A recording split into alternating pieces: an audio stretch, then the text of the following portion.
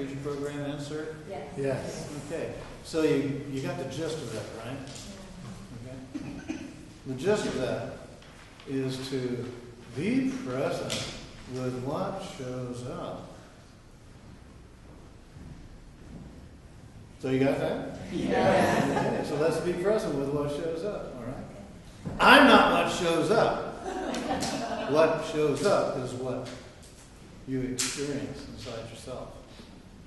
Okay.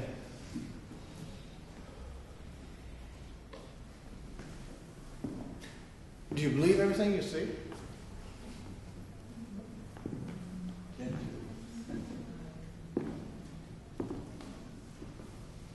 Your response is underwhelming. Do you believe everything you hear? No. Maybe I should have started out with that. But then, if I had started out with that, I'd be putting myself at jeopardy right now. We're moving along. I'm here to be a little slow roll here. After all. Oh, no. Don't tell me it isn't true.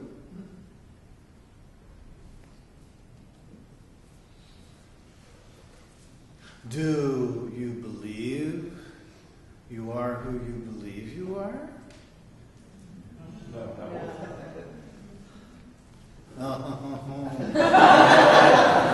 Okay. Got to take into account. Some of us have grown in our awakening awareness to realize who we believe we are isn't who we are. It's only who we have been taught, trained, and developed into believing. That's why we went to school. It was to educate us, i.e. program us, into believing who we were taught to believe we are. And here we are at a time in life when so many things are being brought to our attention simultaneously. What's going on? Why, it's hard to keep your undivided attention focused on any one thing for any length of time. To where the result is, gosh, you're inclined to forget who you are and only pay attention to what you're being distracted by.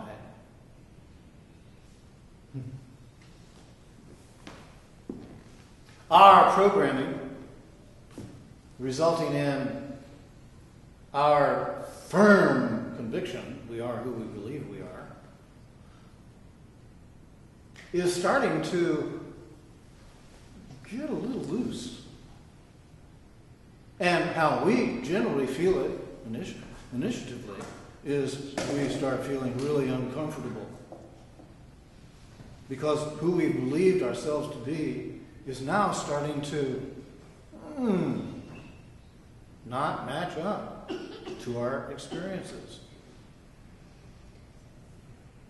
We go through a series of in and outs, back and forths in ourselves of saying, no, I've got to stay with who I believe I am, to, is there a possibility I could be somebody else?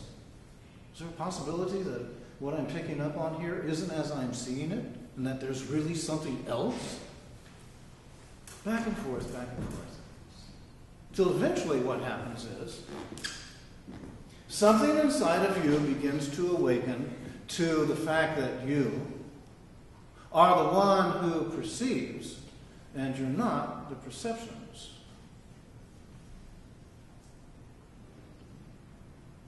I know it takes a little stretch, but eventually you get to the realization, I can change my perceptions to come to a clearer focus on my awakening awareness. To where instead of just seeing everything as it appears to be, I start choosing to be the observer instead of jumping to conclusions that my belief self would have automatically have done. I choose to simply be present and to develop that faculty of being present. It's a part of me learning how to exercise a muscle in me that had really grown flabby and weak. I learned that I can't please everybody. And while I have spent so much of my life wrapped up in that soap opera, I'm causing myself to look again. And in looking again, I'm seeing, hey, most of the time when I do that, I'm compromising my own integrity, which I didn't realize I even had at one time. Are you paying attention? Yes. Okay. But you see, it's been there all along. It's just been smeared over with compromise. But then you start waking up and realizing, you know what? I've got to treat myself better than what I have been doing. I need to really honor me.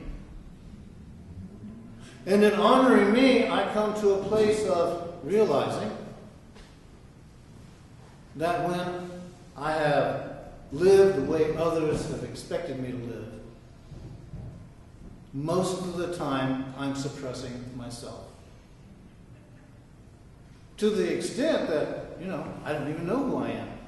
When you stop doing that, then you give yourself a chance to start finding out who you are.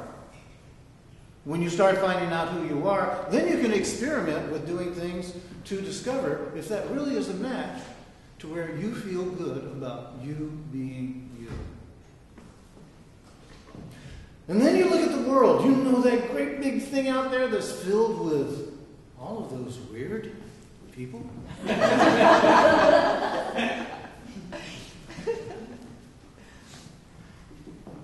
That world owes you absolutely, positively nada. I know, that's a shock too. Because you see, somewhere along the way, in that programming, you were programmed to believe that it's the world who's unfair to us. And we should rightly put our blame on it. I mean, after all, the world's supposed to take care of us. But you see, that's so wrapped up in that insanity of fault finding, of judging, of criticizing, and of donning the role of victim. I'm an honorable victim. I live my victimhood with pride. And with distinction, as a matter of fact. I'm a far better victim than you are. Get a feel for it. See, if you've ever found yourself identifying with such role-playing that took you so far away from yourself that it was scary, you actually scared yourself because you were being so untrue to you. You may not have known it, but you felt it. And you see, this is where you come to another place of learning to trust your true feelings. When you do, then you're going to start paying attention to what comes out of your mouth as well as what comes out of the mouths of others. If you listen to them, blah, blah, blah, blah, blah, blah, blah, blah, blah, blah, blah, blah, all the time, blah, blah, blah, but where's the action to match the word? Then you're going to go to yourself and say, hey, I can't change them.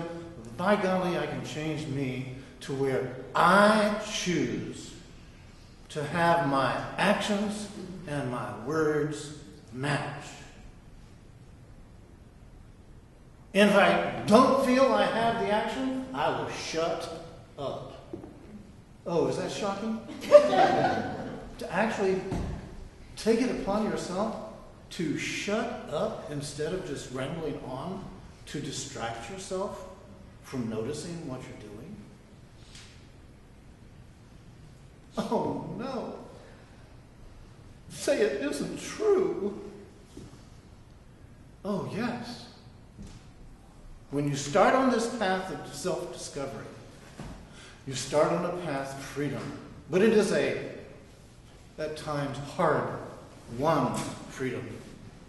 Because you're going to notice that a lot of the people that you used to associate with are going to notice it about you. And they're going to say, "What's wrong with you? You used to be so much fun." They'll try to bring you back into their circle because at a soul level, they feel you doing what they know they also wish they were doing. You're going to find yourself then gravitating to nobody until you start becoming the somebody that makes you feel good about becoming. And then you're going to notice how it then acts on some incredible way of attracting to you other nobodies who likewise are becoming somebody, that you'll have a likeness of spirit. You're going to feel more at ease being around them because you're going to realize you don't have to pretend like you used to have to pretend all the time. So then you come to the conclusion, okay, I can't change the world, but I can, by golly, change myself. And when you engage in changing yourself, a miracle is going to occur that you will eventually notice, and that is the world changes too. And it isn't really that the world is changing? Or could it possibly be that what you're generating is a change inside yourself that's affecting your perception of the world to where you're seeing the world through different eyes now? Perhaps more accepting eyes, because you're more accepting of you. You're less judgmental. You're less critical. It isn't that you have stuck your head in the sand and pretended that everything bad goes away, but that you've chosen to live something that makes you feel good about you being you, that changes your reality. Life is precious. It can be tough. And one last, oh no! You're going to die.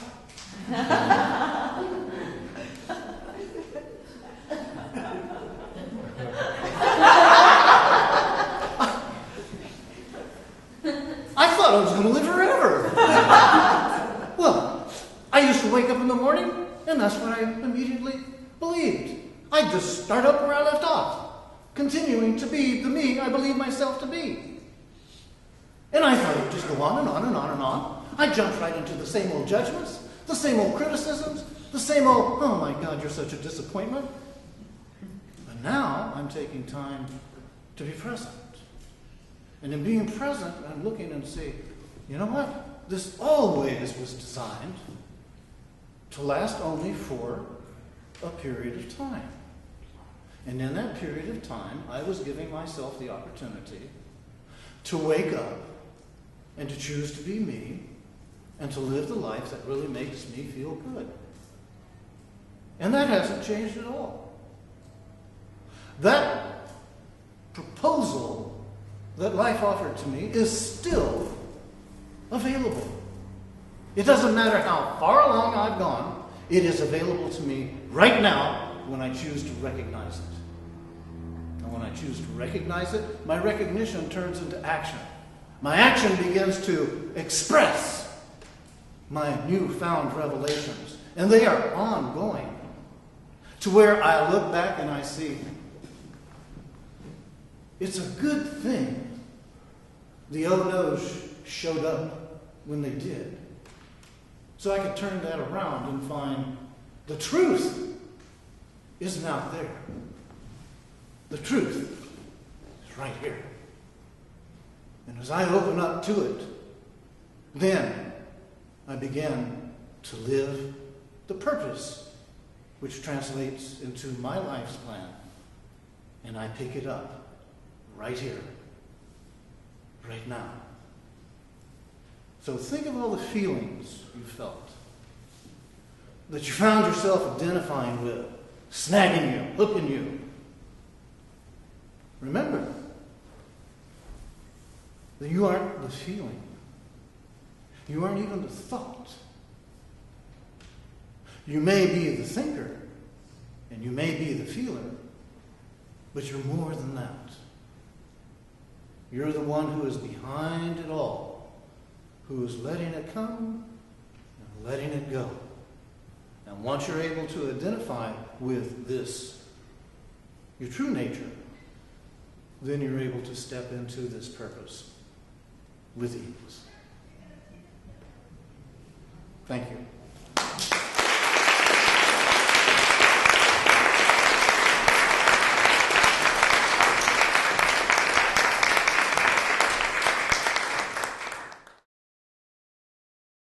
For more information about the Metaphysical Church of Enlightenment or the Rodin Foundation, please go to our website at www.rodin.org. If you have been inspired by the revelations shared in these podcasts, please donate to the Rodin Foundation's ongoing efforts to help others help themselves at www.rodin.org/donate.